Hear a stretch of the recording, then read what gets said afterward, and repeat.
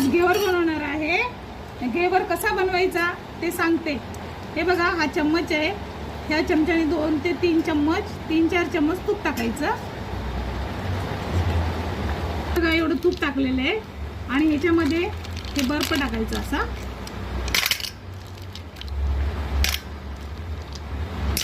आणि हे असं आहे, हे फेटायचं असं आहे ना बर्फाला आणि तुपाने। हे बघा मी कसं फेटते ते।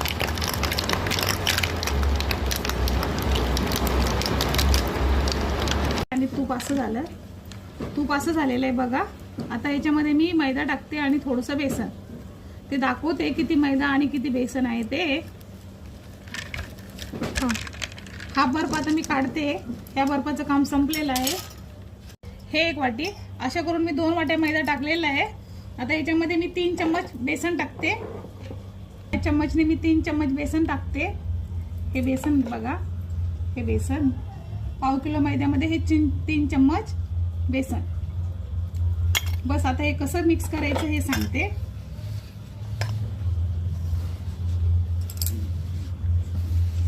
मी याला फेटून घेते।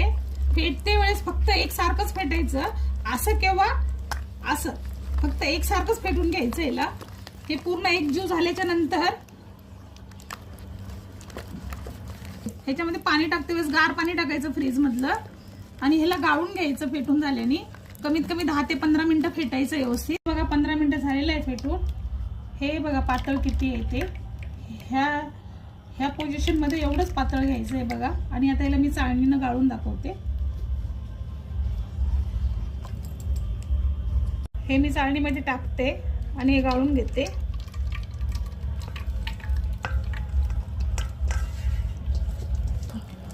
गाळल्याच्या नंतर असं निघतं। त्याला थोडंसं असं फिरवायचं चाळणीवरती।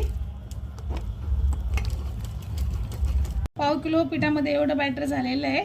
आता मी याला 5 ते 10 मिनिटं फ्रीजमध्ये ठेवणार आहे। त्याच्यानंतर मी घेवर बनवते।